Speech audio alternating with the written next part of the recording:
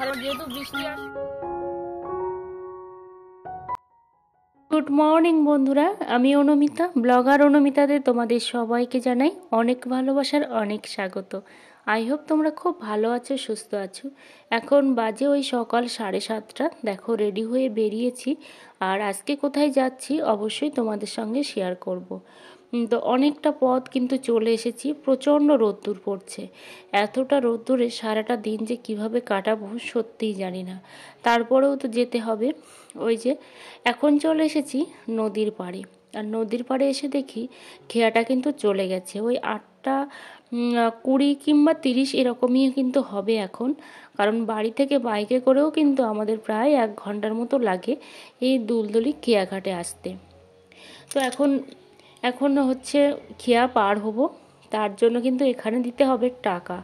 দেখো এখানে কিন্তু দুজন আর সাথে বাইক পার করলে 28 টাকা করে লাগে, তো সেই জন্য এখানে দিয়ে দিলাম। তো প্রথমে আমি বলেছি যে 3 জন, তো সেই জন্য বলছি 3 জন নাকি 2 জন। সঙ্গে সঙ্গে আমার মনে পড়লো হ্যাঁ সত্যি তো, আমরা তো 2 জন। আসলে কি বলতো, মাথার মধ্যে যখন টেনশন কাজ করে না, তখন অনেক কিছুই কিন্তু ভুলে যাই। আমার হাজব্যান্ড বলছিল ভেসেলে চলো, কিন্তু আমরা ভেসেলে যাইনি, কারণ ভেসেলে গেলে না 50 টাকা করে ভাড়া লাগে, আর খেয়াতে 28 টাকায় হয়ে যায়। তো এখন দেখো ডক্টর দেখানো হয়ে গেছে, তারপর এখানে নিচ্ছি মেডিসিন। সত্যি কথা জানি না সারাটা জীবন আর কত মেডিসিন আমাকে খেতে হবে, সত্যি আমি বুঝতে পারছি না। তো এইখানে যে ডক্টর বসেন ওনাকেও আমি দেখাই, এর আগেও দেখাতাম, এতদিন ধরে দেখিয়েছি, তো তাই বলে যে ওনাকে চেঞ্জ করে দিয়েছি সেটা কিন্তু নয়।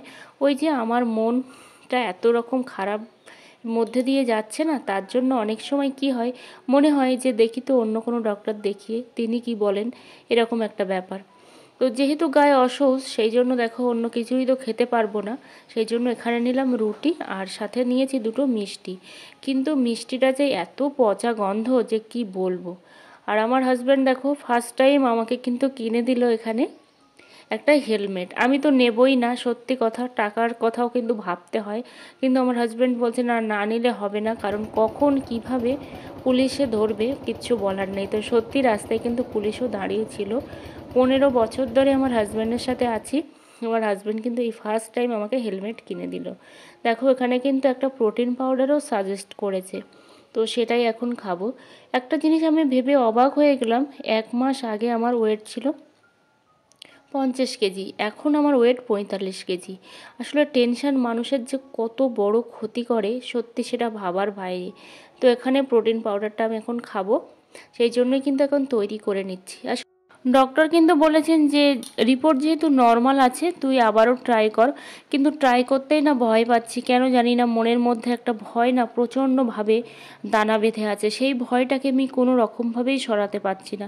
তার জন্য কিন্তু আলাদা ডক্টরের কাছেও গেছি, তো উনি কিন্তু কোনো রকম টেস্ট দেননি, শুধুমাত্র এই প্রোটিন পাউডারটা দিয়েছে আর একটা মেডিসিনও দিয়েছে। ওই মেডিসিনটা কিন্তু আগের ওই ডক্টরও দিতেন, আগের ডক্টর উনি দিতেন কনসিভ করার পরে খাওয়ার জন্য, আর এই ডক্টর কিন্তু দিয়েছে কনসিভ করার আগে খাওয়ার জন্য।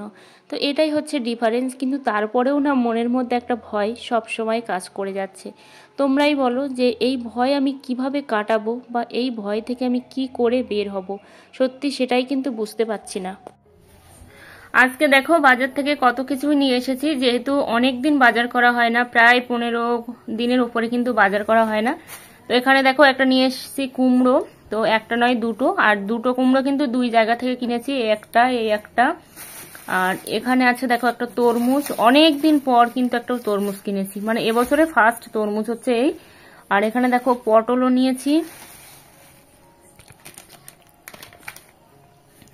তারপর এইদিকে দেখো বরবটি আছে, বরবটিটা হচ্ছে ভাজা করে খাওয়ার জন্য।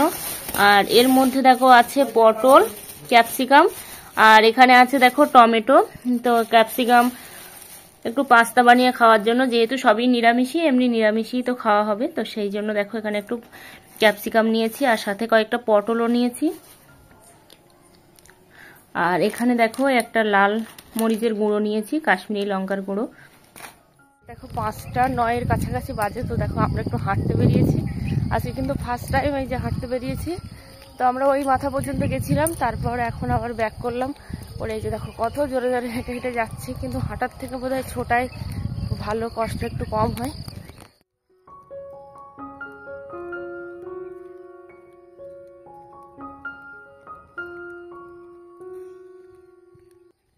এখন দেখো সবাই কিন্তু উঠে গেছে, যেহেতু গ্রামের পরিবেশ, ভোর হতে না হতেই কিন্তু সবাই উঠে পড়ে। সাথে দেখলাম অনেকেই হাঁটতে বেরিয়েছে। তো আমাদের ওই রাস্তাতে হাঁটার পরে কিন্তু চলে এসেছি নদীর পাড়ে। তো নদীর পাড়ের পরিবেশটা দেখো, অসাধারণ পরিবেশ। সাথে কিন্তু সবাই যে ঘুম থেকে উঠেছে সেটাও কিন্তু নয়। ক্যামেরাতে যতটা না পরিষ্কার লাগছে ততটা পরিষ্কার কিন্তু এখনও হয়নি। তো ওই ডক্টর হচ্ছে হাঁটতে দিয়েছেন, সেই জন্য দেখো হাঁটতে বেরিয়েছি আমরা দুজন। সাথে দেখলাম রাস্তাতে অনেক লোকজনও হাঁটতে বেরিয়েছে।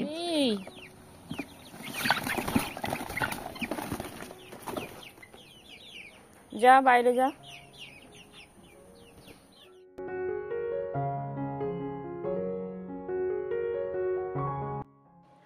রকমারি ব্লগস আন্টি লিখেছে, উঠোন ঝাড়ু দেওয়ার সময় জল ছড়া দেবে, তাহলে আর ধুলো উড়বে না। শরীরের যত্ন নিয়েও, অনেক ভালোবাসা তোমার জন্য।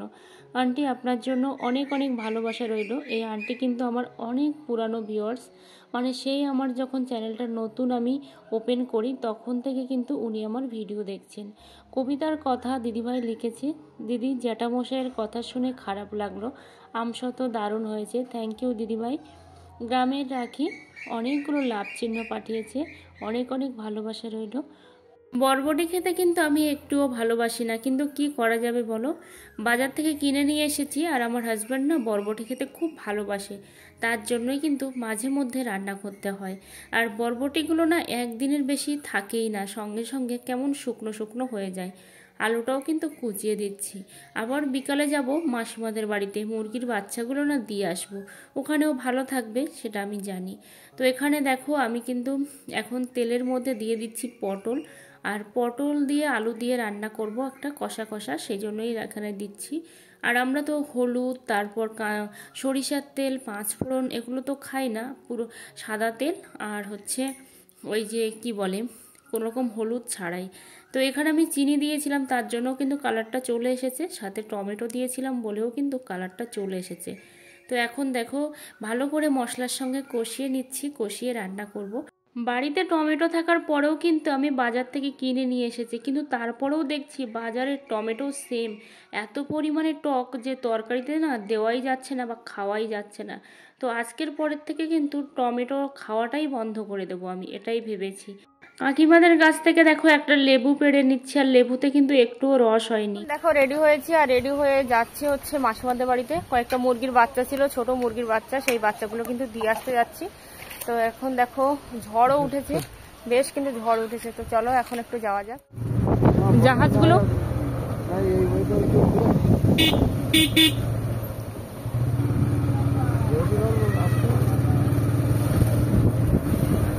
জাহাজ তো, মেঘের তো গোড়া নেই, তাহলে ঝড়টা হচ্ছে কেন?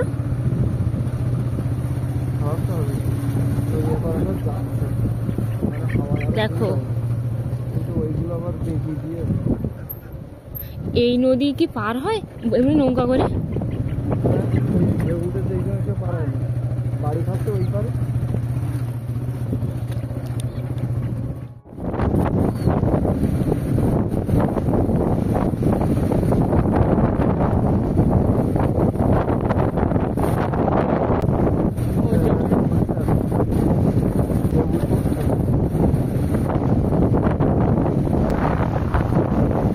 দেখো কত বড় জাহাজ যাচ্ছে, এই জাহাজটা বাংলাদেশে যাবে, তাই তো? বাংলাদেশে যাচ্ছে, দেখা যাচ্ছে না, গাছগুলো এত ভুতুড়ে বাংলা। এটা এখানে ভূত বাস করে, এটা ডাক বাংলো বলে। এটা ভিতরে ছিল ওই